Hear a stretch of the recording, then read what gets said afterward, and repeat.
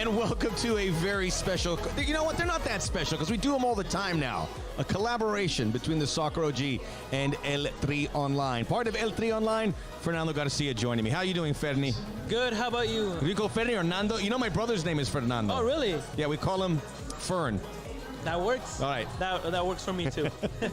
We just finished watching the USA. We have Joe Rodriguez of L3 Online. We're going to check in with him. Get involved here as well. We are live here in Los Angeles at Tony P's and Marina del Rey, Admiralty Way. We're going to be here for the Mexico game. Hey! Yeah! Very excited patron. Did you enjoy a Mai Tai? Did you enjoy it? You Watch did? out for the Mai Tai. Okay, thank you very much. USA 3, Honduras 0. It was something the USA really needed. They got it. They did need it, and they, thank God it was a 3-0. That way their confidence is going to go up for the next game in March. Against Mexico, yeah. In Azteca. By the way, Honduras. Yeah. Man, what happened? I don't know. They've been struggling for the past year, I'm guessing. So hopefully for the next qualifying rounds in 2026, they'll do better. And some holiness, because Figueroa and Kyoto and they can't keep calling all those guys. They're at the end of a cycle for Honduras. We're not talking about Honduras, but I've just been surprised because they have not won a game in these now 11 games. Correct, 11. So we'll keep the Honduras chatter to a minimum. But the USA wins 3-0. They are victorious with 2 goals. I should say a goal by Walker Zimmerman. The first goal by Weston McKennie. Weston McKennie, the best player for the United States today and just about every other game. Best player, period. Most consistent player. He is the guy. And also a goal in the second half coming from Christian Pulisic, who came off the bench. All 3 goals coming off set pieces, which was a bit of a story because we were wondering if Christian Pulisic was going to be in the game. He wasn't. I wasn't 100% sold on it. I am now because Kellen Acosta, who was going to play, gets to take the set pieces, and he assisted on all 3 goals, even though the second one and the third one not considered assists, but still coming off a set piece. So I think it's a big situation for the U.S., Fernando, because Christian Pulisic's going to play, and when he plays, is he going to get set pieces? But Kellen Acosta, you need to find if he's going to hit balls like that, he's not going to start normally. You need someone like that because they're going to. This was their first set piece goals of qualifying. Yeah, and I do have a question for you regarding Pepe. Last I spoke with you, you said that you were surprised that Pepe wasn't starting in the starting 11. Now that he is, what did you like him? Were you satisfied with his performance today? It's all right. It was a good performance, by the way, and I don't want to downplay it because of Honduras, but it's a game he should have won. We'll talk about the conditions. Ricardo Pepi needed to start. I'm glad he's part of a winning performance. It was going to be tricky. Our crosses still need to be better if we want to get Ricardo Pepi involved. The fullback play wasn't really a factor. I think we came in the midfield a lot more, which was good and something you want to do if you're the United States. It's Ricardo Pepi's job. So the other guys, Jussi Zardes, maybe Josh Sargent gets back in here, and whomever is the striker, Ricardo Pepi's not going to get earmarked as the #1 guy in the World Cup if and when the U.S. get there. But he should. He's got the inside track. I thought it was okay. I watched the last 30 minutes of the game, and he looked pretty solid.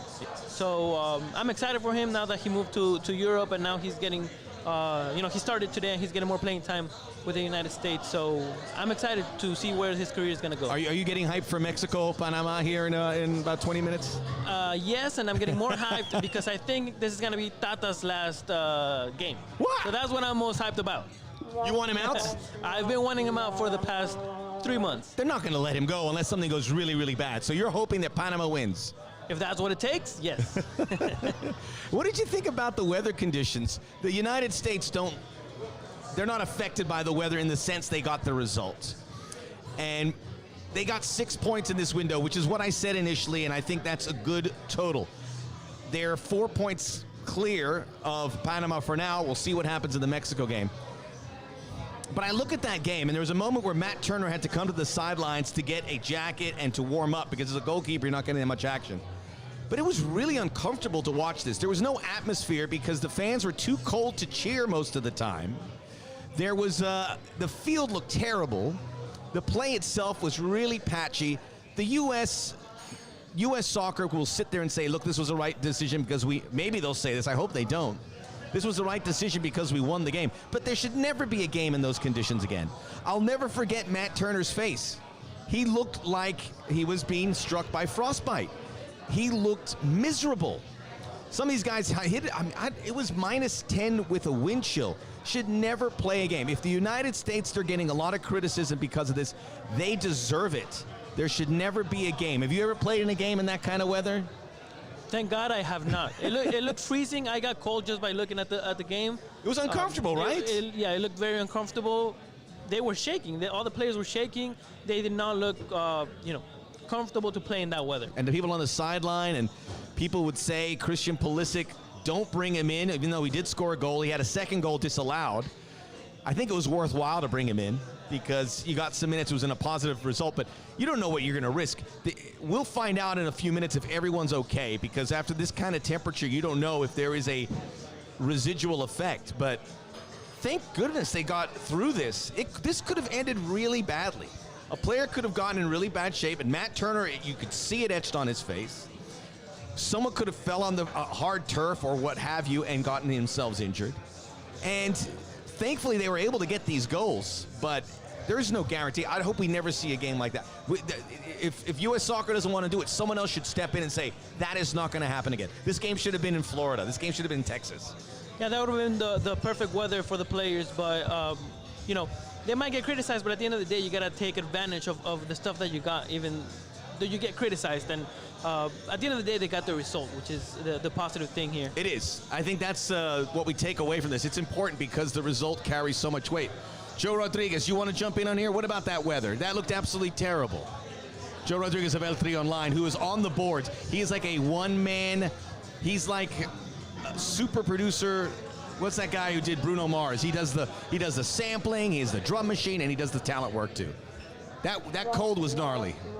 It was a little gnarly, Max. I think that, those of us that are in the East Coast, right, that have been like dealing with that. You're used to it, huh? Yeah, a little bit, man.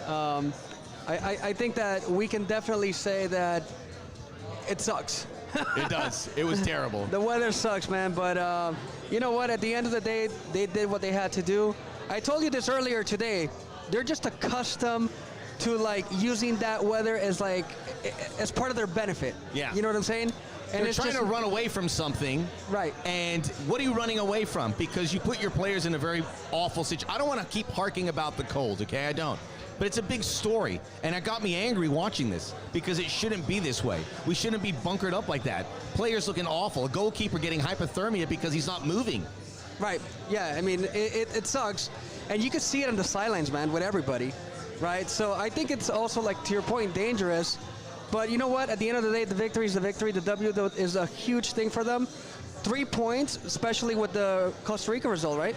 Costa Rica wins in Jamaica. We talked about Honduras. What happened to Jamaica? So Costa Rica now has 16 points, so they are lurking. I don't think they'll get there at the end. Hey, Fernando, actually, isn't it nice to be out and watching a game at a bar? For 2 years, we haven't done this. This place is packed. A lot of people aren't here we try to get them for U.S. Soccer, but people are watching the games.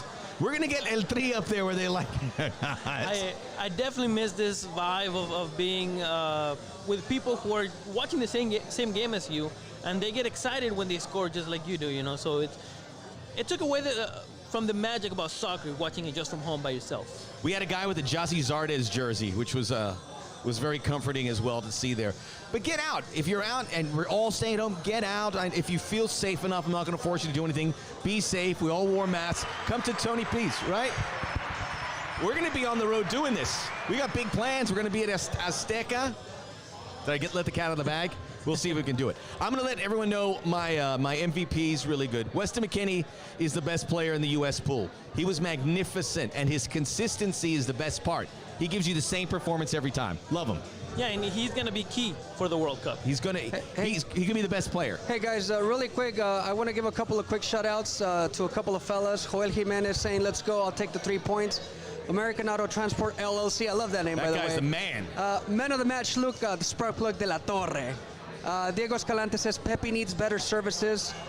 his movement was good. He does, 100. He needs the better. Our service, the two big issues were set pieces and the crosses. The crosses we're still working on. We're not a good crossing team. Our fullbacks cannot cross. I love Anthony Jedi Robinson, but he has a little vampire in him because he doesn't like crosses. Laugh track? They got no laugh track? Thank you very much. Gracias. So I'm going to talk about Luca de la Torre, and what was great about him is that he seized his opportunity. He waited. You can't just get an opportunity right away because of how you played in Europe. You've got to come into a camp. You got to spend time with the players. He waited for these first 2 games. He got his opportunity. He's a direct runner. People compare him to N'Golo Kante. I think that's a pretty good shout, although defensively not as sharp, but that's okay. That's not what he was playing there because Kellen Acosta was the deeper lying midfielder. But Luca de la Torre gets from point A to point B as the crow flies, going straight. That's what we needed. Technically, he's a long way. I don't know if he's that kind of player. He's not a technically gifted player, but that's okay. This is exactly what we needed. So you talk about Weston McKennie, my number 1. I put Kellen Acosta, my number 2, because of the set pieces.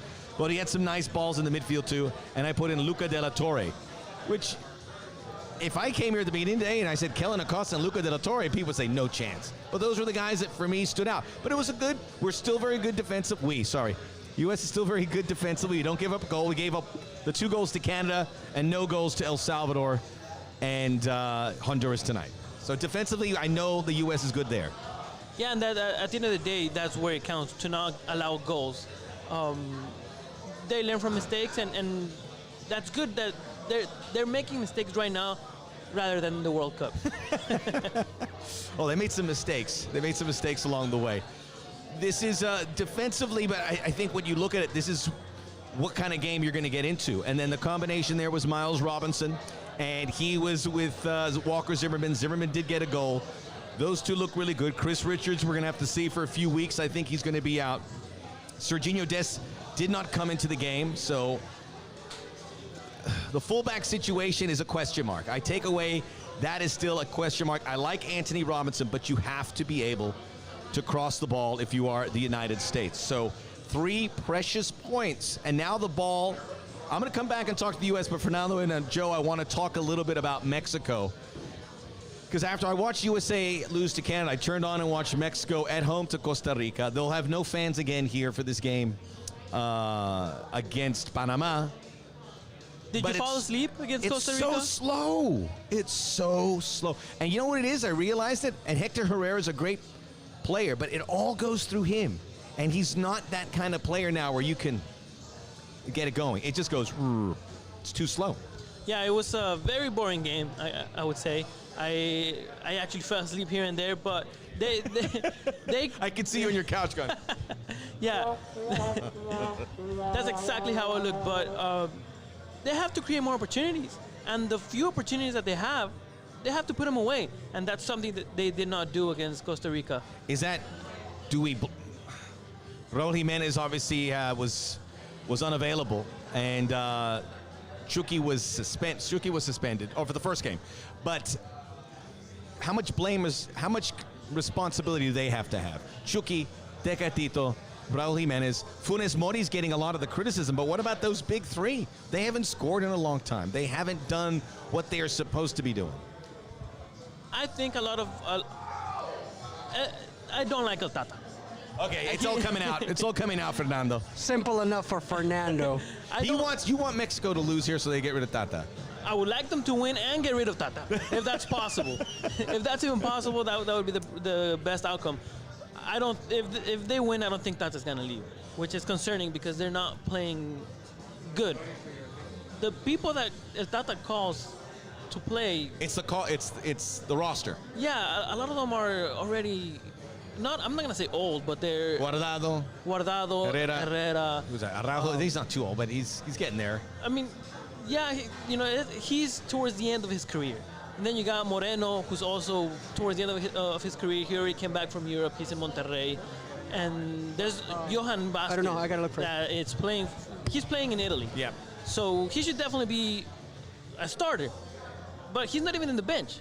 they're not even calling him to the bench. He's in the stands watching the game as if he was just any other fan. I would like Julian Araujo to maybe come back to the U.S. I think he has a chance to play. I don't think he's cap-tied yet. Hasn't been able to cap-tie here for Mexico, so that's another consideration. Tata Martino was asked, he was in a media address, and they asked him, do you fear for your job? And he says, we're all adults here. I'm not looking around my shoulder.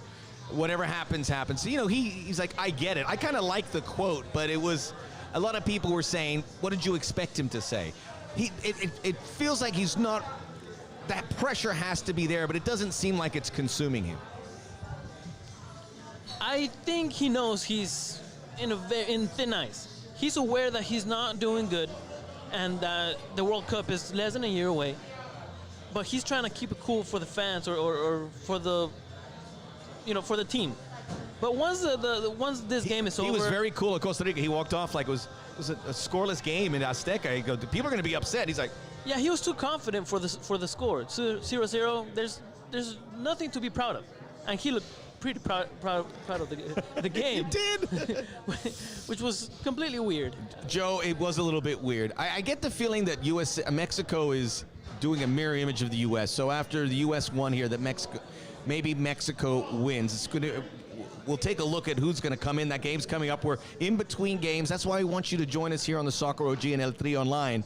A new way to view the game. You can go to the game afterwards. You can get involved here, and we can talk about what is happening here. I think Mexico wins. I think they get a couple goals, and they get well against a very good Panama team. How do you see it? Well, I definitely think they get the 3 points today.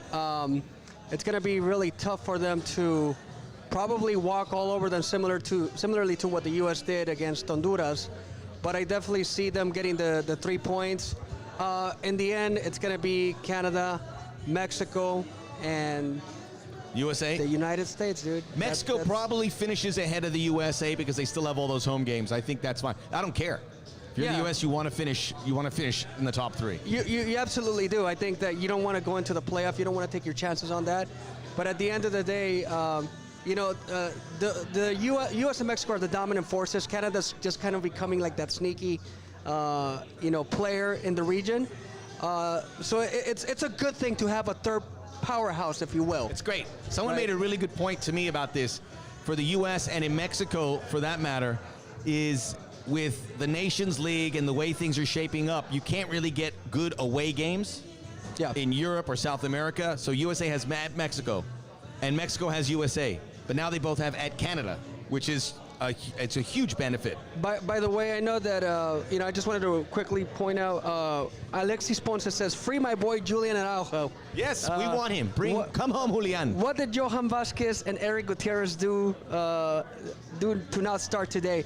Speaking of which, I do have the lineups right here that I'm going to put up for you guys. Oh, are you ready, Fernando?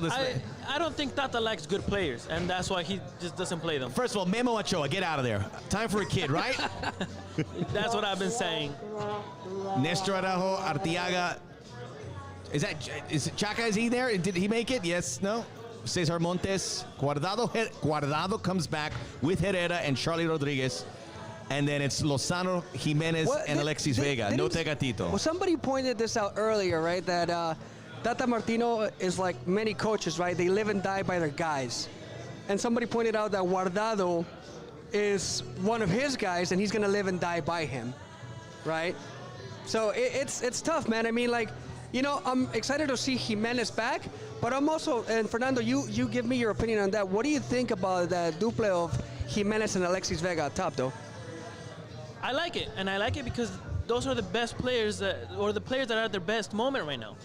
No Funes Mori, no Martin, who scored a goal. Henry Martin is really good, but I think against Jamaica, he performs better when he comes off the bench, and that's what he's gotten used to. I'll tell you, I like that Mexico bench, though. Mexico bench has, people were talking about Line S. He gets on that bench. You obviously have Tecatito. You have Henry Martin, who did score that goal. You have some options, and Orbelín Pineda, who's one of my favorite players. Pineda can't get a regular run. I don't know the reason why. Maybe there's too much competition in those spots. But off the bench, I love him. You say you like the bench. I like it better than the starting team. Wow. And that's the issue. I don't know why. I kind of like it too. I think you're right. I don't know why El Cata Dominguez is starting today. Cata Dominguez, not El Cata Chaco or whatever, it's Cata Dominguez, who they've had problems defensively, although they've been better with, I mean, Costa Rica, they're not supposed to give up goals at home, and they didn't. Did give up a goal to Jamaica away. Defensively, they're better in this window than they have been. But I agree, the depth is not a problem for Mexico. They've got to find partnerships. I don't think anyone wants to see Herrera and Guardado in the midfield right now. That's like Joe said, the old guard for Mexico, and they're feeding it back into them. I think it's more Hector Herrera, and they have to. And no, Edson Alvarez is not available. That's okay. So that's why you don't see him. But Herrera has to get a break. He has too much pressure. They're criticizing him a lot. He has to sit in the bench for a little bit and take a breather. I think that's the best thing that could happen to him, so he can continue with his great soccer. We're getting ready for Mexico here on Soccer OG NL3 Online. Just to recap, Costa Rica wins in Jamaica. United States 3-0 over Honduras. Honduras, you got to fix things. I was talking to Carlos Pavon a little bit ago, and he was telling me it's the talent's there. It's just an issue where they're not getting to them. So now you hit rock bottom like the U.S. did 4 years ago. You start to build. The United States, I want to go really quickly as well as we welcome Fernando Garcia joining me here, Max Bretos. We have Joe Rodriguez as well. I was going to call you Chaka Rodriguez. Cata I don't like Rodriguez. that. Sorry. I don't like that. I don't like Chaka. I don't like Cata. Those guys can sit on the bench. Exactly. My bad. I'm just going to go over what we did see. So Pulisic did come in. Tim Weah had a good game. He missed 2 good chances. He could have had a couple goals. This could have been 5 or 6 USA. Really could have been. Jesus Ferreira came in for Ricardo Pepi in the 76. Brendan Aronson came in. Christian Roldan came in for Weston McKennie. The 1 goal disallowed offside in the 88th minute. The U.S. were able to get those guys in. Luca De La Torre is the interesting one because, as I've said before on my program, there's a group of young players coming into the mix, and there's a process. You get them in. You show them the camp. You get them in as a sub, and then you get to start them, and then they're in. They're in the system, and it's happened like this. Tim Weah, it happened. Gianluca Busio, that was the process. And this is where I give Greg Berhalter credit. I was very critical of Greg Berhalter after. I've never been more critical of Greg Berhalter after the Canada game when he said that they were more dominant and more physical than Canada. That is 2 untruths. Don't ever say that. I wonder if he regrets it. I hope he does. I support Greg a lot. I thought he got it right here. He gave the guys a chance that needed to. But he's done this for all the players. We said Busio, Weah, Chris Richards got in the system. Now he's a featured player. That is what happens with a lot of guys. I know I'm forgetting some guys along the way here, but Luca De La Torre is the more recent one. You don't just go from 0 to 60 on a national team, especially if you're unproven. I know a lot of people saying throw him in there. This was the right time for Luca. You've got to wait, and you can see it in the body language. He goes, okay, I'm going to take this opportunity. You know the coaching staff supports him. They do a really good job with that. But as we sit here, at the beginning of February, the United States have blood, which is, I don't know if that's the right expression still, but you blood the youngsters.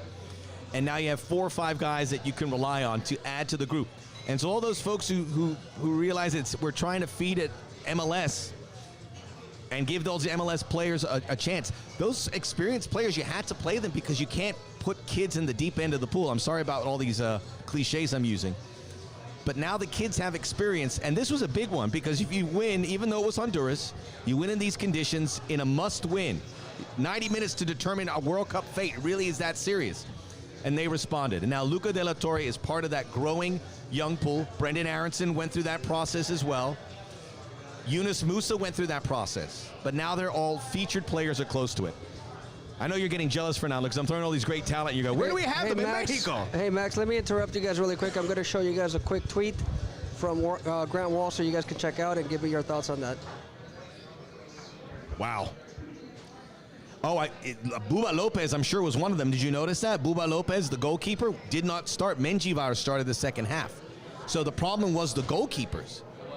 That's Matt Turner. I hope everything's okay. This is hype. You don't want hypothermia. You don't want a doctor to come to you and say you've got hypothermia. That's terrible, especially because it could have been avoided. It could have been avoided. I'm actually shocked, Fernando, because in a minute, in common sense, you have to say, we're making a switch. They were saying maybe we could play in the indoor stadium where the Minnesota Vikings play. I go, no. Tell Honduras we're going to go play. Tell CONCACAF we're going to go play in Orlando. This one here comes to mind because that's where they're playing. We're going to lose money. We're going to lose money with this, but we're talking about safety. If this